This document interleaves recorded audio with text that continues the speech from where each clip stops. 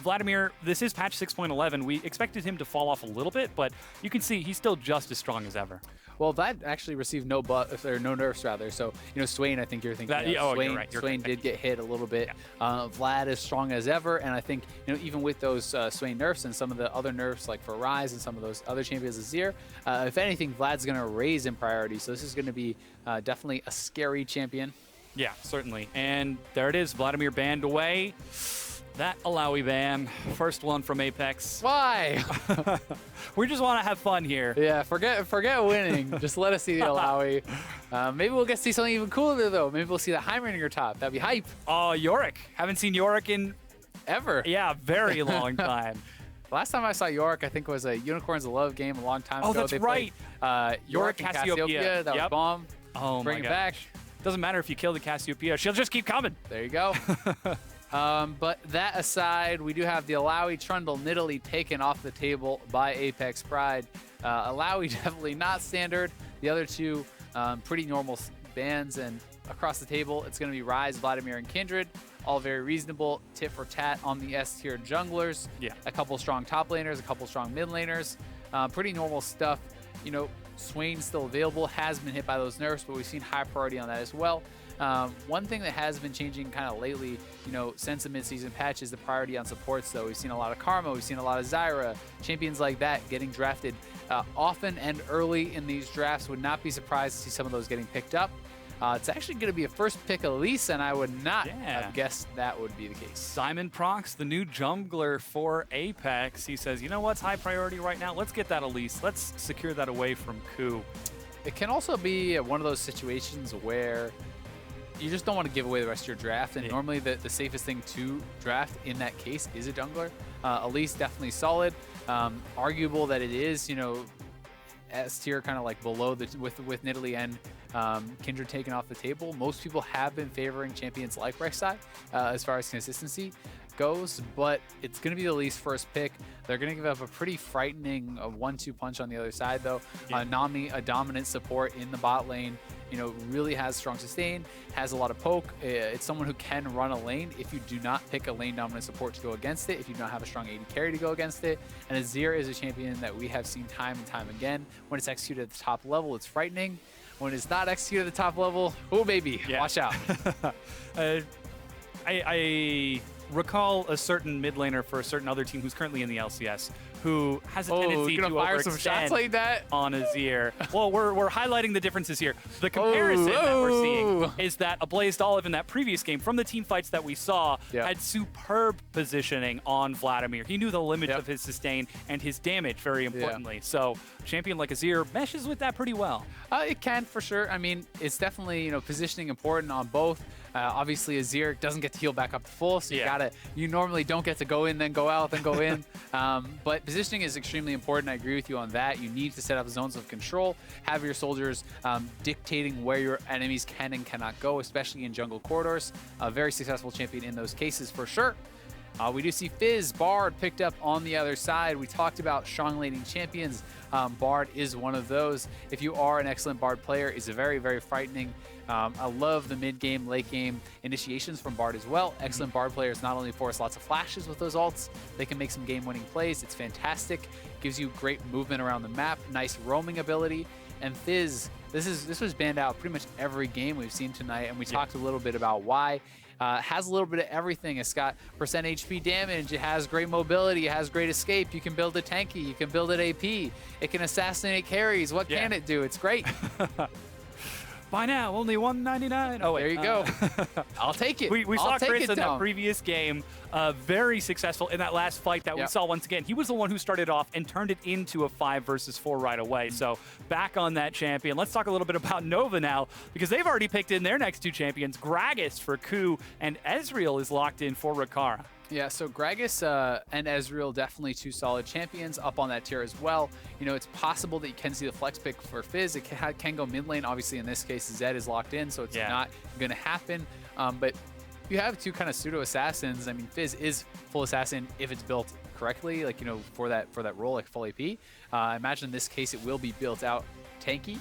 But it's going to be interesting to see what they want to put up in the top lane against this Fizz. And both teams having some pretty solid drafts here across the board. Gangplank is the hover, but there's still lots of time for them to reconsider. And you know, I would not think it's going to be the Gangplank, but it's certainly something that you're going to be happy to farm it out. You can play relatively safe against someone like a Fizz. And one of the kind of scary things you have to worry about, though, is Fizz is excellent at diving turrets, and Gangplank likes to sit back, likes to play at slow pace, scale up, farm with barrels.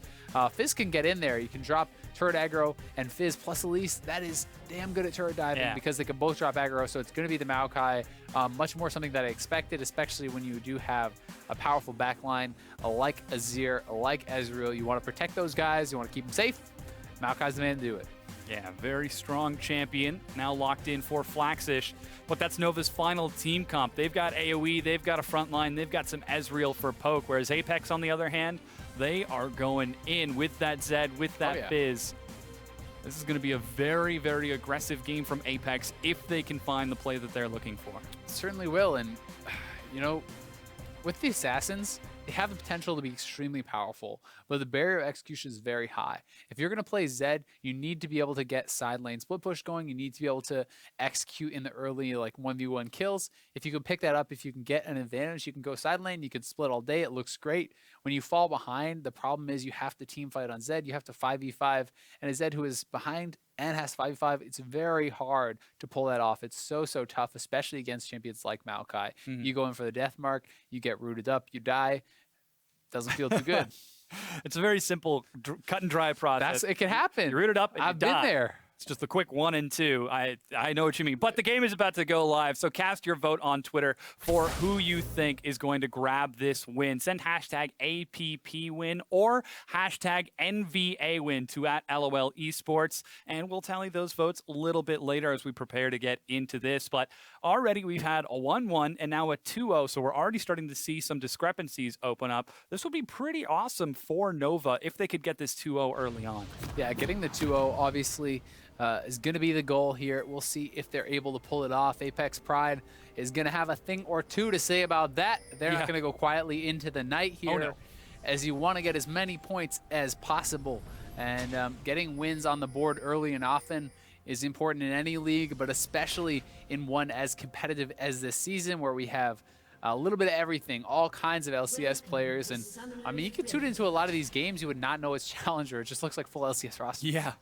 Some very, very competitive play. Nova getting a bit cheeky down here. I think they might be spotted by Apex's Roar. They cheat around now, taking the long way. Ku has found Roar. He has got the body slam. Trance does not have a bubble because over the wall, the binding finds Conquan. From Conquan is able to lock him down.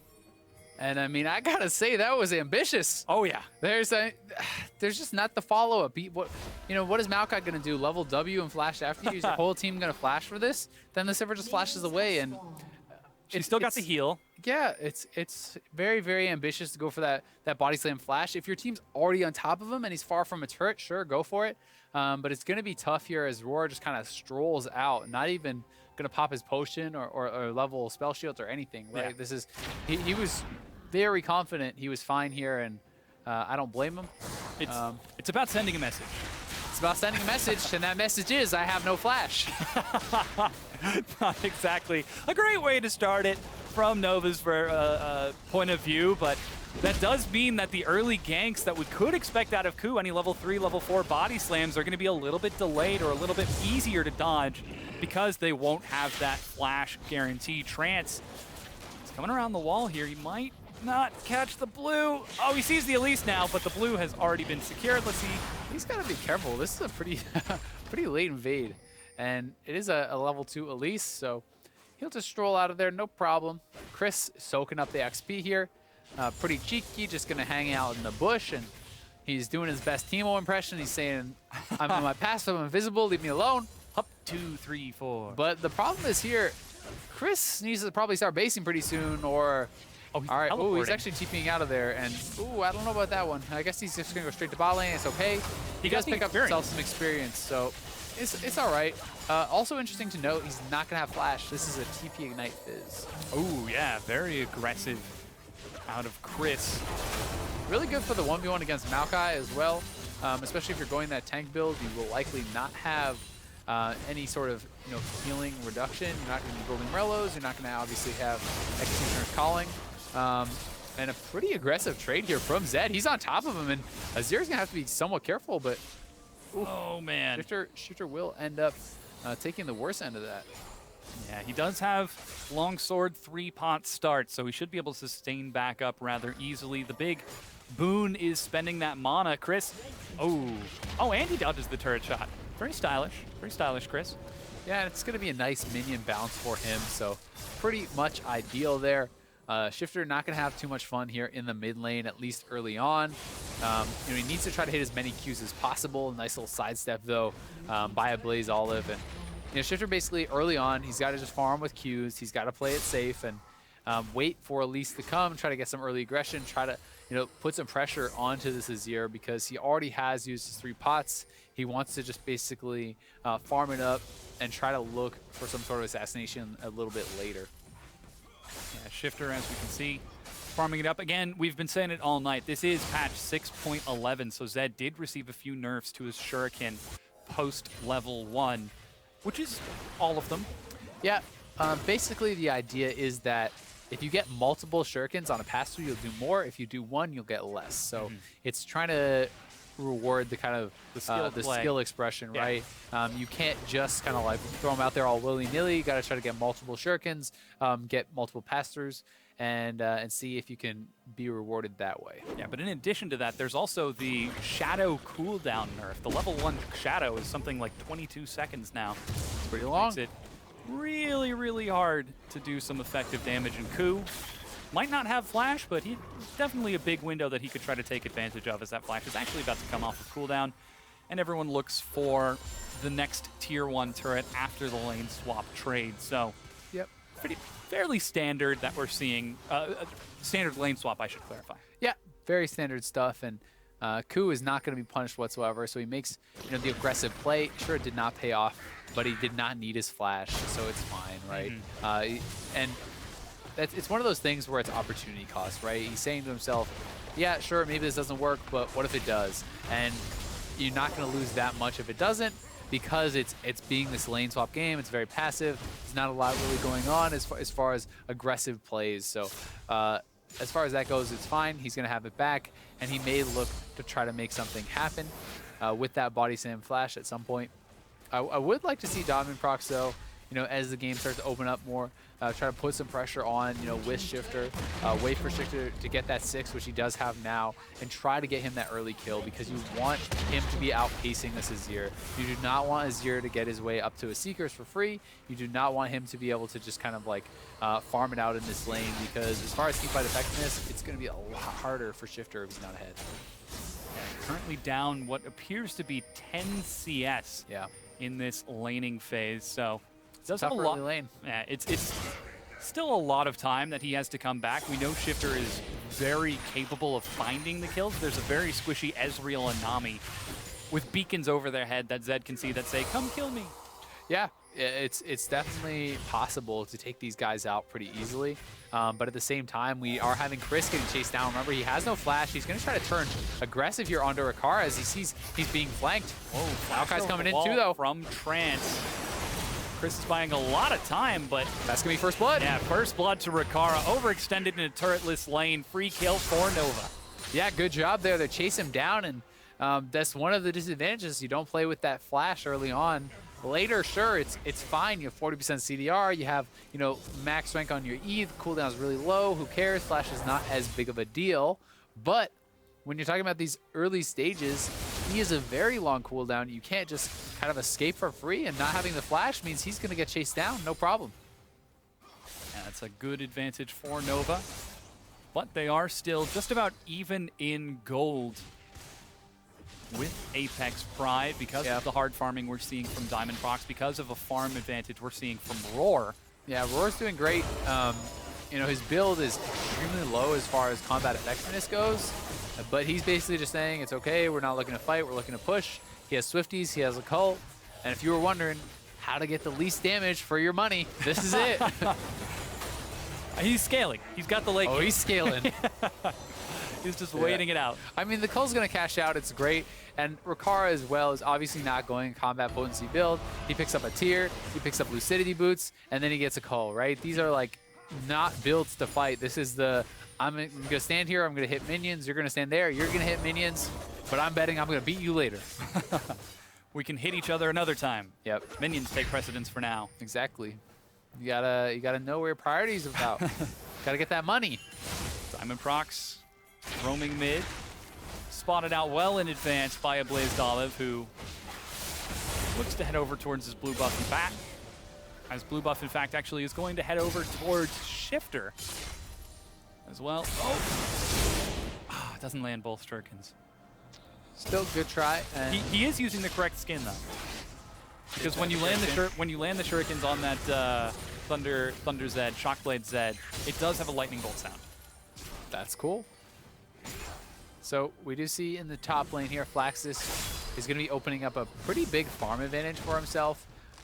Thankfully for Chris, the lane is going to be pushing towards him. He's going to want to try to hold this, but we have Nova already making their move to top lane. They know that this is what he's going to try to do. They don't want to let him do it. They want to push the wave in, reset it.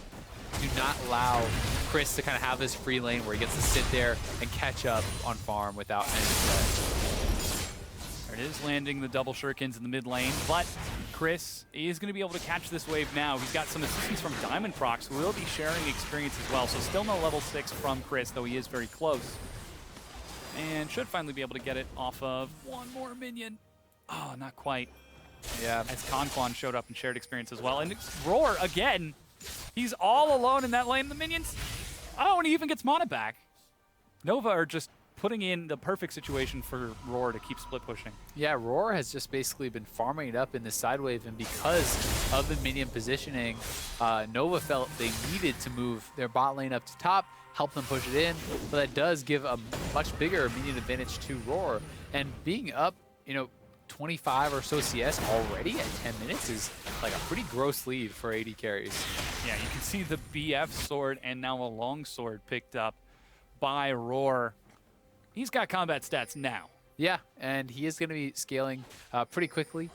Thankfully, though, for Rikara, much of that disadvantage is negated by the fact that he has that first blood, but here they go on Chris. Flash body slam is going to miss. He's dodging left and right. Again, no flash. Drops the fish. Bubble is going to miss, but a cask knocks him back in. Chris is trying to be fancy here, buying as much time as he can. Finally pinned against the wall, and Rikara gets gifted his second kill by Nova.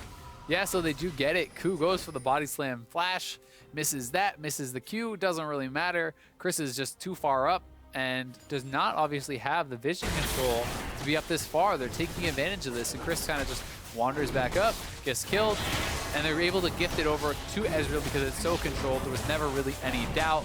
Was a nice ultimate, though, by Ku. That really did secure it, so some solid Gragas play with that, and Ezreal 2 early kills, picks himself up a Sheen, and he is going to be working his way into kind of the standard build. And here's the replay. Out he comes, swing and a miss. There's strike 2, but thankfully he does hit the ultimate, so he does not strike out. There we go. Yeah, 1 for 3. That counts. 33% hit rate. Yep. Got the second Q. Yep. It's all good. So we are seeing Chris kind of build towards his Sheen as well, and he's going to want to pick up some CDR, and he wants to have the advantage against this Maokai, but they're kind of picking on him, and it's going to be tough if you fall too far. Yeah, so far we can see Chris having some trouble. So if the game goes late enough, that difference probably won't matter. Once again, we've got the late game. We can scale. I don't know if that exactly applies to Apex with Sivir, Zed, Fizz, but we'll certainly see, as right now it is first Dragon. You just saw Cloud Drake going to Apex, but Nova ahead in 2 kills. So there still is a lot going for Apex right now with that split push Sivir, who's been building a lot of gold. Yeah, but they do have some pretty big disadvantages elsewhere. Look at the CS in the mid lane, down over 40 CS. That's 46 CS in the mid lane. That's really rough there for Shifter. The late game kind of solution for Apex is obviously split pushing. You have the 1-3-1. You hope that Fizz can beat the Maokai. You hope that no one can really answer the Zed. And then you have your kind of wave clear crew sitting as a squad of 3. Sivir has amazing wave clear, especially if you do build into the Shiv and so on. Elise is pretty good with that as well. So that's going to be probably the plan. Obviously, it can go different ways. You have a pretty decent team fight as well, especially, you know, the Sivir allows Fizz to kind of get in there really quickly and hopefully take out one of these squishy targets. But Chris is definitely not in a position to do that just yet. He needs to get some more items, has to get somewhat stronger, and Shifter has not found any early kills, and because of that, you know, falling behind in the farm, it's going to be tough to do the straight up 5v5. Yeah, looks like Apex have sacrificed a bit of Shifter's priority, but in answer, looks like Roar and Chris have been catching up quite a bit. Roar has been farming nonstop this entire time, but Chris is going to be caught once again. He hops the wall. He's actually up in CS and levels right now over Flaxish, so some very high priority for Apex as they're playing around who they know will become strong. And now even the blue buff being stolen and secured by Chris. Yeah, Chris even going to be gifted that. His Shifter's up in the top lane, so no Zed to claim it, and he does take it for himself. Ooh. There was the Tempered Fate. Good flash. But it's a good trade, and that's what we talked about before. You know, Bard is always going to be happy about that. Now you have a flashless Azir. That does give much more of a chance for someone like Chris, for someone like Shifter, to get onto a Blaze Olive and take him out. They're going to look for the assassinations, and they're going to look to hopefully exploit that weakness of not having the flash. Yeah, now it looks like the Rift Herald is going to be secured. All right, so this is the question that I always postulate. Rift Herald, great on split pushers. Zed, great split pusher. Do you give it to the Zed? Looks like Apex thinks so. Take that, solo queue. Yeah, I mean, I think that it's better on Chris, but Chris isn't there, so it's kind of like the blue buff, right? It's the same kind of thing. You're taking over the blue buff, you'd rather give it to your mid laner, but your mid laner is not there, so give it to your top laner. Chris is in the bot lane, it's not worth moving him over across the whole map. It's not that much better. And Shifter is a great split pusher, so it's totally fine to give it over to him. That's the clear plan here for this team. And on the other side of the board, you have explosive initiation. You have fantastic team fight. Nova, a very clear team fight plan here. With the Maokai, with the Gragas, lots of ways in, flanking. You have fantastic ultimate initiation. You even have the initiation of the Nami wave. So they have good backline, they have strong front line. It's very obvious what they want to do, and it's very obvious what Apex wants to do. And the biggest key for Apex is going to be avoiding getting picked off in these side lanes that allows Nova to group and take objectives. So Chris has got to be careful. He can't afford to die in the side lanes, or Nova will simply group. They will dive your team. They will take turrets. You have to play safe. Looks like we might see a little bit of trading as finally Nova send a Blaze Olive to match Shifter.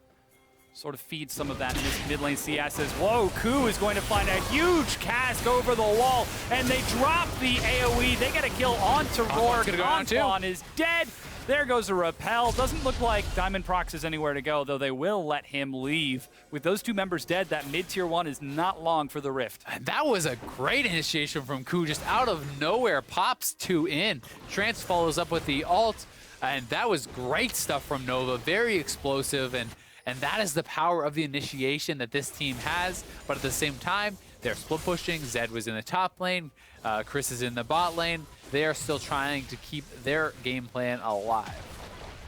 Very weak trade for Nova if they can put some pressure, but for Apex. But Nova are prepared. They're already on those tier 2 turrets, keeping them standing. Rikara is going to be able to secure that. I believe some of that gold did end up going over to Trance. He's not quite able to perfectly juggle all of that gold onto Rikara to sort of balance that out, but here's that body slam once again. Yeah, so what an initiation there by Ku. Body slam flash, nails it this time.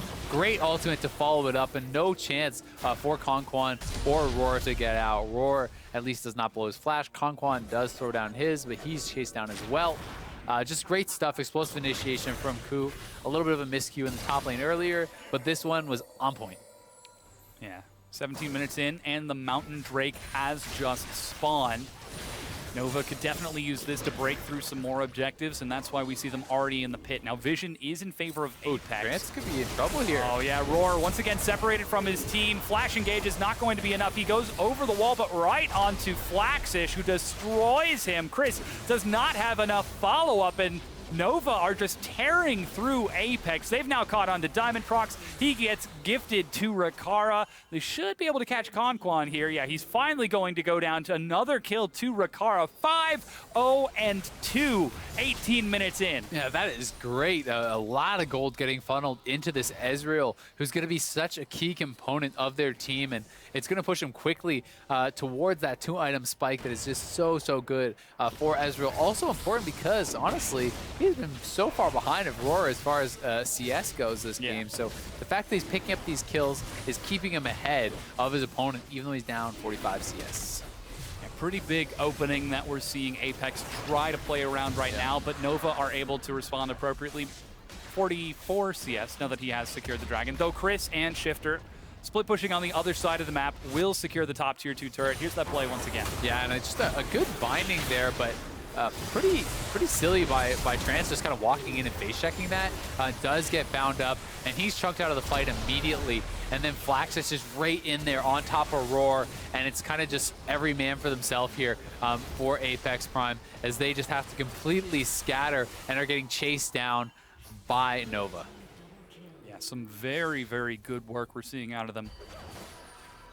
Now at the 19-minute mark, a minute away from Dragon spawning, and Apex are down only 1,000 gold when it's all said and done. It's not bad, but a lot of the gold is on the right places, right? You have so much gold on Rakara, hasn't even popped his call, so he's going to get another nice chunk of gold, and he's going to be like 1,500 plus up on Roar, despite the CS disadvantage. But they do have to be careful about what they're bleeding out, because getting kills is great, but you need the objectives to follow up. And Shifter looks like he may want to go in, but they're going great onto Rakara. Oh yeah, 2 assassins dive. One of them gets the kill. That's going to be a dead Rakara. Trance follows shortly thereafter, and that's going to be a Blazed Olive. Dodging the skill shot, separating the team, flashing the wall with the barrier. Can he keep it up? Zhonya's buys some more time, but he's finally going to drop. Shifter gets revenge for laning phase. Quick 3 kills for Apex. And that is so big for Shifter. 2 quick kills for him. He gets a big shutdown on Ezreal as well, and they are looking to get some objectives. They want to push for the mid lane turret, but Ku and Flaxfish are there to defend. And this is really what you have to do. You have to look for the fast collapses, the kills, the pickoffs, get the disadvantageous team fights for Nova. If you let them establish their battle lines, if you let them get into position and choose their fights, it's going to be really hard. But they have these assassins. They catch someone out of position and they pounce. And with that, that's the first 3 kills for Apex in this series. Here it is once again. It's actually a teleport play from Chris. Yeah, so Chris comes in. He goes straight for the Ezreal on top of him. And even though we saw Ku even try to ult Shifter away, he's able to immune that with the death mark, gets right over onto the Ezreal, pops down 1. Blaze Olive does his best to try to stay alive here, but he's going to get knocked down too. And during the replay, Nova is actually on the Baron, but they get spotted out, and they're going to try to get out of there. We'll see if they can do it. Yeah, looks like they're backing away as Apex collapse on the pit to try to deny vision. True Shot Barrage is going to find some damage as well, as it looks like Apex are going to take this mid-tier 1 turret. Yeah, I think that True Shot Barrage was actually just meant to try to clear away minions in the mid lane, but it's going to go down regardless. A huge wave is in the bot lane for Apex, and, you know, one of the problems with their Baron attempt there is they do not have side lane control. They do not have minion control, and it's like, well, where could the team be if they're not getting the big waves of minions that are in the side? Well, they could be a Baron, so let's check it. And it's one of the things that you kind of like, they skip step 1, they skip step 2, they went straight to step 3 and try to just kind of hope that the other team is sleeping a little bit.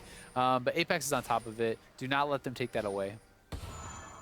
Yeah, so Apex still playing smart, despite a little bit of difficulty in this. They have got a couple of kills and are well aware of their winning composition. In fact, they now have a 2,000 gold lead after those few kills and the shutdown onto Rakara. So when it's all said and done, it's still very even between the 2 teams. But Apex, we saw in game number 1, took an early advantage, and before Nova turned it around with some team fights, well, might see something a little similar this time around too. Has been the biggest difference between the teams that are having success tonight and the teams that are not, is who can actually capitalize after they get kills, right? Yeah. You need to take objectives. You need to, you know, compound that gold lead. The kills alone are not enough, especially when you're bleeding farm, especially when, you know, like look at the CS lead. Ezreal is 5-1-2. He is down 80 CS. what is happening there? You know, you have to have people picking up the waves. When you give away side lanes, when you do not allocate your farm properly, even though you get the kills, you can lose the fights. Diamondprox is about to be engaged upon. The cask is going to find Roar. He's knocked in, but kept alive by great tempered fate, keeping Ezreal out of there. Roar is guiding the True Shot Barrage. Oh, and he makes it out of the way in time. And Apex might try to turn this around. No, they decide to let Nova go, who pulled the trigger but can't execute the kill. Because they don't have to fight. It's a 3-man squad. All they had to do was live. That was their job. They did it. Chris is on the turret. We had Shifter pushing all the way to the inhib turret, and there's going to be a lot of damage put down, but Diamondprox, ooh, he gets caught by the slow. Could be in trouble. Oh, he's made it to the Raptor camp. All right, he makes it over in time. But Chris, as you mentioned, splitting on the far side, takes a tier 2 turret. That's going to further open up the gold lead for Apex. Yeah, so that's the thing. You know, you need to have a really strong initiation and instantly kill someone if you're Nova. You have to have the Gragas ult in the carry, the Maokai get on him, and then pop. Has to be like that. Otherwise, you're going to really struggle to actually get the best of these trades, because even had they got that kill on Sivir, it's not worth it for the inner tier 2 turret. So they have to always be aware there's a clock on these fights. If you're pushing out, you're fighting, and you're just giving up turrets, then it has to be something major that you're getting back from. Yeah, a bit of a push and pull, and right now Apex are slowly pulling back more in their favor after Nova secured a bit of an early lead despite some difficulty in the laning phase. Now, Dragon's about to spawn in about 10 seconds. We'll see what that is when it pops up, but currently Apex look like they've got control on that side of the map. They might be trying to prioritize it. Yeah, it's going to be a water dragon, so one that is definitely pretty nice, especially when you do kind of sit a lot in those side lanes, if you're going to be spending a lot of mana. Someone like Fizz, who wants to, you can use the E more liberally for wave clear. But Nova doesn't want to give this up, and Ku kind of getting caught, though. He's going to be in some trouble. Down to half. Oh, Diamondprox is forced to repel. He tries to get sneaky, but hops over the wall. He's pursued by Flaxish, and in fact, Roar is going to be pulled in by a Blaze Olive. Shifter gets one. As he dives in the back with Chris, the two members are trying to shred through this back line, but they don't have enough cooldowns. They're going to be able to get one onto Trent, but Shifter will fall before being chased down by Chris once again, who will not leave without a fight. Finally, it's going to be 4 kills. Oh, man. Conquan escapes with his life. 4 kills for 2. Very close to being 5, and Ku gets kind of initiated onto, but turns it around. Great ult. Nice follow-up by a Blaze Olive, and really good team fighting there from Nova, who shows off the strength of their comp. So, you know, taking out Roar early was so key, as you're going to see in this fight. You know, Ku kind of wanders down in. He's going to get initiated onto, but great ult here, splits up the fight. Diamondprox is immediately kind of out of there now, and look at this. What a stream of shuffle. Beautiful stuff by a Blaze Olive. That was as good as it gets for Azir initiations. Takes out the Sivir. That wins the team fight hands down. So really well played by a Blaze Olive. And on the back end, they are going to be trading, you know, some kills back and forth here, but the major victory was already had. They're going to get the Dragon as well. So good stuff from Nova. Yeah, and this is exactly what we were talking about in the pregame. That Azir has so much potential to make plays, and with someone who knows positioning so well, can really do some amazing stuff. So things looking very good for a Blazed Olive. Ahead about 50 CS over Shifter right now, and definitely doing his job in team fights. He will have his work cut out for him, though, as we're starting to get later into this game, and Apex are starting to hit some pretty scary item spikes. Both teams very strong. Gold is pretty close here. I do worry, you know, who is going to answer Shifter as long as the 3-man squad can stay alive, because Shifter has built very heavily to 1v1, you know, guys like the Maokai. Who answers him? This is a Black Cleaver, a Maw, you know, this is the kind of items that you would want to actually 1v1 against this Maokai. It's great, and he's going to be building towards the Ghost Blade. We do have Zhonya's already on a Blaze Olive, and Rikara obviously cannot QSS Deathmark anymore. That's something that was changed, you know, a couple patches ago. So there's going to be some good targets for him, and there's going to be a lot of split push potential. Yeah, True Shot Barrage goes wide. Looks like On the Hunt is used as they want to pick off Trance, and they will succeed. Chris is going to secure this kill. Tempered Fate is in fact used as they now collapse onto Blackfish, but he's a tank. That's exactly where he wants to be. A cask separates the fight. Shifter is brought into the back line with his death mark, but hops right back out. And now that a Blazed Olive is there, it looks like Apex have got to let it go. Yeah, Shifter does still have his death mark, so they could look for that turn. I don't think they want to. Happy to take that 1-for-0 kill trade, and definitely a worthwhile one as Flax has also dumped both his summoners, so not going to have as many initiation options. Shifter picks up that blue buff, going to go straight back to top, keep farming it up, keep getting that experience, and trying his best to kind of just open up this map for someone to come and answer him. Yeah, and to talk about the Shifter a little bit more, you know, the fact that he's on Apex, to me, makes me think he's going to go for the Bruiser Zed that we saw Keen use in the NACS last spring split, where it was the Maul of Malmortius, Black Cleaver, Death's Dance, and then, if not the Maul of Malmortius, the Sterix. So obviously that doesn't quite work out as well anymore now that you can't double tap on the life grip passive. So the Serrated Dirk as well, you know, says it's probably going towards that Ghost Blade, so is going to be going probably for a more standard build, but it would be possible. Obviously, you know, Ma is a fantastic pickup regardless. There's a lot of AP damage coming out from this team, so I agree. Ma is a great buy here, and we'll have to see how he does want to finish out that item build. My guess is it's going to be, you know, the Ghost Blade probably into a Last Whisper item, especially because he's likely going to be matched up against guys like Maokai, like Gragas in the side lanes who are trying to hold him. Yeah, Shifter doing some work. We'll see how he decides to play it out. 50 CS down right now as Chris is continuing to farm in his own lane. About 25, make that 30 CS now. As he continues to keep pressure up in this side lane. 29 minutes in, it's about a 2,000 gold lead for Apex. As Nova are up in kills and Dragons, but Apex are hot on their heels. The Dragons definitely going to be pretty nice here for Nova, but the big story has just been the farm. Look at Roar, 315 CS, 220 of the Ezreal. Chris has opened up a nice little gap for himself as well. He's going to be pretty strong now in this split push. You know, still has that ignite. Pretty nice for the 1v1. Reduced healing from Maokai. Shifter is going to be a split pushing monster.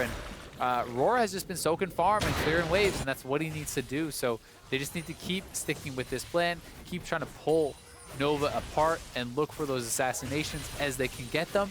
And Nova on the other side needs to hold strong. They need to be careful, get vision, watch out for these assassinations. Do not let Chris or Shifter have an easy way in. And then when they find their chance, they have to be explosive. They have to kill someone off very quickly. Yeah, we'll look for Nova to do that. So far, Apex has been successful 1 or 2 times in that split, aggressively assassinating the vulnerable back member. Oh, there's the TP. They want to go to top lane. Snared. This is now a 1v1 in the bottom while the rest of the teams are fighting. Ku is collapsed on. Cask is going to hit Roar, but he spell shields it perfectly. Meanwhile, that tier 2 already cleared, means Chris can go hard onto Flaxish right now. Difficult trade, though, and it looks like he decides to let that Maokai off with a warning. Definitely does, but Apex was looking to move into the Baron pit, clearing out vision once again there, always having the threat of the Baron available. You know, Shifter and Chris wanted to initiate in the top lane, but when Chris's TP got canceled out, Shifter had to get out of there. Blue his flash to do so, and now Chris looking to steal up this blue, which is always fantastic for the Fizz, who's definitely very, very mana hungry, especially as the tank build. You don't get to build Morellos, you don't get to build the regen, and you need that mana even more as a result. Oh, True Shot Barrage, not going to secure it. Chris happy to have a full bar of mana now on this recall. Doesn't have his teleport, as we saw, that was denied. Now it looks like an Ocean Drake is going to be in the cards for Apex. Diamondprox is going to start that out with some help from Roar. Once again, balancing it out with Nova, but on the other side of the map, Nova are heading towards the Baron pit. They are, in fact, going to start it and could be looking. Yeah, Chris has no TP, so they're going to make the call to go for it, but a nice delay here from Bard, and now Rora's push up mid. They're going to be moving over. This is very risky for Nova. They're going to get collapsed on. Here they come. Yeah, the stun is going to land. Shifter dives in. He's knocked right back out, and it's not going to be secured by Diamondprox. He gets back up with a quick GA, but now it's Chaos in the pit. It looks like Apex are trying to secure a few kills as some sort of recourse to this, but they're just not able to. The tank of Ku and Flaxish are doing some serious work, but Chris answers back with damage of his own. Rakara and the Blazed Olive cannot find a way in. There's going to be the flash engage. Rakara gets a kill. Exhaust tries to slow him down, and there goes the Blazed Olive. Doesn't catch up, but he gets in range for the attack. Roar is going to drop. It's going to be 3 for 2 favoring Nova. And the Baron, which is the big win here for Nova, as Ku was able to secure it. Great job by him, staying focused, does not let Diamondprox steal it away. Nova pulls off a little bit of a surprise move there, as Apex was just not in position to deal with this. Chris had already blown his TP. A very decisive call, great stuff from Nova. They see the Fizz is still bot lane, he has the base, no TP available. They rush it, even with the delay from Conquan, not enough. Yeah, that's going to be a huge play for Nova. Yeah. Here it is once again, just very decisive back. Yeah, great call. They're going to move in, and it looks pretty dangerous here as the Baron is getting low. The fight has already started, but the secure is pulled off by Gragas, and now it's kind of chaos breaking out here as Shifter is having trouble staying involved in the fight. He kind of has to back off, and this is an Azael that is constantly in the side. Look at his positioning. He's over the Baron wall, getting damage out where he can, and compare him to the contributions from Shifter for the rest of this fight. Not to say that Shifter has played it poorly, just that his champion is very difficult to get involved in the fight when you don't have Deathmark, when you don't have Flash. Azael continues to contribute, continues to put out that teamfight power, and Zed does not.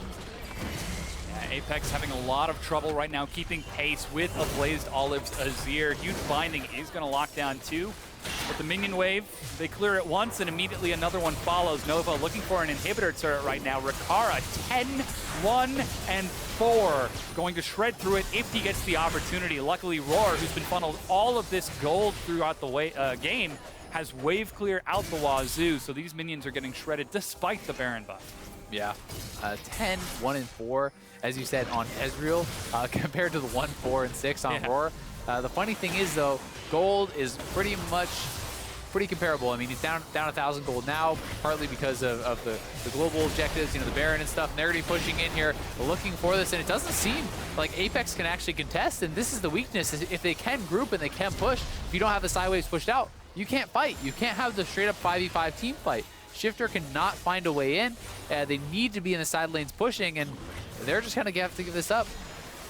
Yeah, they do have a wave split pushing on the top side of the map. Yeah. Chris has his teleport, and there was just a ping up there. But Nova aren't done just yet. They brute force down the mid lane to take the mid inhib. And now could be looking for more neutral objectives across the map as they look to escort a wave now down towards that bottom tier 2 turret.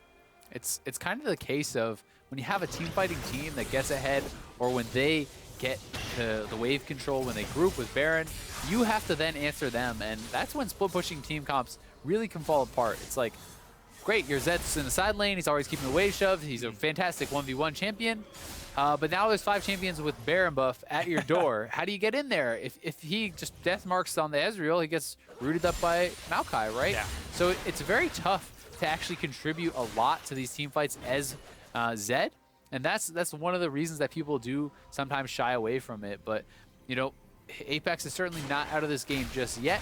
They need to get back to the plan, though. Chris needs to be in a side lane. We need to have Shifter in a side lane as well. Get the split push going. Keep wave control. Let your 3-man squad clear. If you don't do that, you cannot win the game, because they will not win a straight-up 5v5 against Nova's comp unless Nova really drops the ball. Like, I'm talking some serious misplay, because this 5v5 squad is just a lot stronger. Currently performing very well. Rikara being spoon-fed kills by his team. A Blazed Olive, monstrous positioning both in this game and the previous from what we saw. Now Elder Dragon is going to spawn in 1 minute and 10 seconds. This is a very big objective for Nova. This could effectively close out the game if they could secure it. And for Apex on the other side, they have 2 dragons on their own. They could use this to get back in. This is the huge catalyst. Elder is absolutely massive, as you said. If you can take it, that could be a huge advantage. But Shifter's going for the assassination on the side here. Yeah, Rikara might be caught, but it's shields on heals. They can't burst through it. Chris teleports in as well, and he's forced to back out. There's a tempered fake. The winner of this fight will surely take the Elder, and it looks like Nova, they've got their tanks in the front. Rikara and a Blazed Olive are just fine. Conquan is running for his life, and a Blazed Olive, another huge Azir Shurima shuffle. He gets another 2 kills, and forget the Elder Dragon. Nova looks set to win the game right now with 4 kills of their own. They're going to continue chasing forward. That's an ace as they secure this kill here. Mid lane is open, and this is going to be the game. They're going to push in the minion waves. They already have the supers, and Nova is looking prime to shut out Apex here. They're going to take it 2-0. Yeah, shoving now onto the Nexus turrets. Looks like about 20 seconds before anyone else is going to be up 10 for Conquan, but no Tempered Fate and one single stun is not going to do much to stop Nova, who drop the Nexus and take the series versus Apex 2-0. Yeah, fantastic stuff there. They had the game plan going into it, draft a very strong team fight comp. We saw Apex, what they wanted to do. They wanted to open up the map. They wanted to split push, and it was working for quite some time. They actually got ahead in gold, but as soon as they grabbed the Baron, they group as 5, and Apex looked like they didn't know what to do. They were kind of hovering around. They stopped split pushing. They're like, ooh, do we want to fight this? But then they don't even contest. They don't have side lane control. One more fight around Elder spells the end of the game. So well-executed comp there from Nova. The split push team is a lot harder to pull off, and this time it just did not work out. Yeah, Apex were able to stall out the game for quite a bit, but they just didn't quite find what they were looking for. Nova, they got caught a few times with the Ezreal and the Nami, but it just wasn't enough for Apex to get themselves back into the game. Despite that, though, it was competitive in gold throughout basically the duration of the game. The game was very competitive, not just in gold, but I think both teams had a great chance to win. They had very different win conditions, but both teams were playing very well towards them, I felt, up until that Baron. That was the one time where it kind of all fell apart. And a lot of it really came down to Shifter. He was going for that top lane play with Chris. Chris gets his TP interrupted. That means that Maokai has TP advantage. And now there's no TP on your Fizz. He stays out on the map too long. They did not respect the threat of the Baron. They were not in position. And when you don't have TP, you have to respect that. You have to move your Fizz from the bot lane to the top lane so he's near the Baron if they decide to go for it. They did not do that in time. They give up the Baron. They give up the game. Yeah, huge sacrifice. Now, we actually do have a replay of that game-ending team fight, and this was huge. Yeah, Azir's going big, and this is the team fight prowess of the Azir. Look at his positioning, always auto-attacking in the backline. No threat on this guy. You just have your big wall of tanks running forward, and he's going to even go deep, knock him back in, secure a couple more kills for his team, and this is the power of the Azir. You compare that champion to Zed in a straight-up 5v5. Zed cannot really do much. Shifter started the fight off pretty well. He looked for the assassination onto the Ezreal, but they have Locket. They have Nami healing. They have a lot of players and a lot of pieces in place to defend this guy. So Shifter was not able to pull it off, unsurprisingly, in this case. And as a result, now you're a Zed with no ult, and the Azir is just ramming damage down on you, and you have nothing. You have no answer. That's something that feels so bad when you're playing Zed, and it's like, my one job is to assassinate someone. Well, I can't. They have shields and heals, and he even got his full combo onto Ezreal, who by the end of it was still at 3/4 health. Yeah. I mean, it's tough, right? It's one of those situations where it's not a fair fight. It's the Zed versus the Ezreal and the Nami and the Maokai's coming in, right? It's the whole crew. So it's definitely tough, and the barrier of execution for Zed is very high. Shifter actually played a pretty good game. He picked up a lot of kills for himself, was 3-1-3, I think, before that last team fight. He did a good job, but it's just you need to keep the map split. You need to look for the 1v1s. We did not see a lot of 1v1 kills from Chris, from Shifter. And that's the kind of stuff you need to open up the map, keep a split push going, and create victories. Yeah, so Apex Pride not quite able to pull together. We still did see some impressive play from them throughout the course of the match. That last team fight did look pretty good as well. So unfortunately, they weren't quite able to pull it together. What can we expect them to look forward to? Obviously, we're expecting them to continue playing throughout the split. What can we look for them to sort of change and perhaps look for in their next six? I think this game is pretty cut and dry. They went for a team that was a 1-3-1 team. It's strong with that composition. If you're not able to pull off, your kind of win condition, it's going to fall flat. It's a split push team versus a 5v5 team, and they know the strengths and weaknesses of this comp. This is not a game that they're going to come out and be like, "Ooh, what happened?" Yeah. So they definitely know what went wrong as far as that goes. Giving up the Baron was definitely key.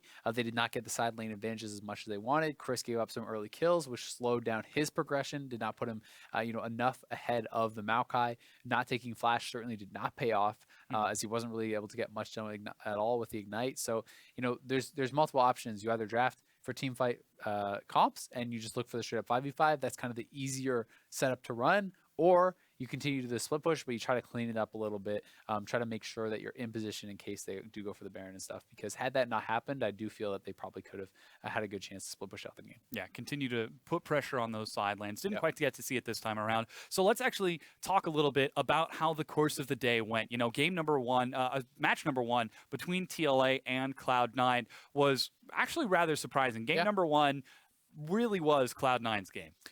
It was pretty much what people were thinking was going to happen when you came into it. Like, oh, Cloud9, that's, you know, a top LCS team. They're going to smash them. And in game one, they did. Yeah. But TLA says not so fast. They come back game two. They looked a lot better. You know, Fabi was even saying it was very demoralizing to lose the way that they did in game one because they got smashed. Yeah. And it's one of those things where it speaks to the strength of a team to be able to come back and say, hey, yeah, we got crushed game one. But that doesn't matter. This is a new game. We have to play with confidence. We have to play to our strengths. They did that. They drafted a strong team fight comp.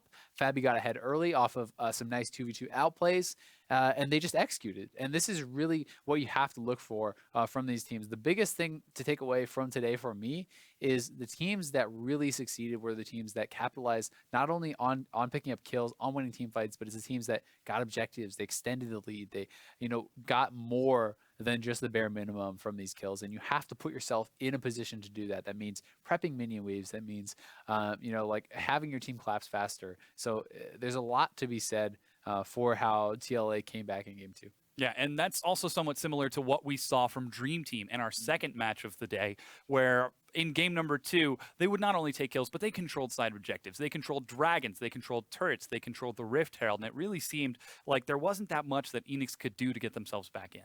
Yeah, you know, Enix to me looked a bit out of sorts, I have to say. You know, they got pretty heavily manhandled, I think, by Dream Team. Dream Team, you know, really was firing on all cylinders. They were doing pretty much everything that you would want to see from a challenger team. They were getting the kills, but not only were they getting the kills, but they were always in the right place at the right time, pushing for the objectives, had fantastic vision control. I think that they looked fantastic, and I think that this is something that they can build upon because they looked like they could compete with some of the other best teams in the league. Yeah, well, that's just about going to do it for us here tonight. But there is more competitive league action set to hit your browser when the European LCS kicks off their Week 2 coverage starting tomorrow. That's going to start off with H2K versus the Giants on EU LCS 1. Or if you're in the mood for Vitality versus Origin, head on over to EU LCS 2. On Friday night, prepare yourself for the North American LCS when Energy will take on the Mortals in their hunt for a series win. After that, Apex and Team Envy will each look to keep their series wins going when they face off in the battle arena. Now, for myself, Azael, Optimus Tom, our broadcast production minions, I think we can upgrade them to they're super minions. They did great. Yes, they did a fantastic job. Thank you so much for watching, and good night. Race is here, though. There's a huge bubble followed up. First blood as they're able to drop impactful. Charong, oh man, he's locked against the wall. Ignited, Shorter Ace missed the Q. But Shorter Ace dies to Peek and Wolf. There's a tidal wave as there goes a lot of damage. K3 Soju tries to stun Charong, who gets revenge. Shorter Ace is looking for the cast. He's found a lot of damage on the Massacre. There's going to be some more follow-up, but Peek and Wolf manages to get another kill. A kill finally goes the way of Enix. Baron finally secured by Dream Team. Poppers looks to destroy Massacre, but he is unsuccessful. Distortion gets him back out, but Charong catches on the Poppers.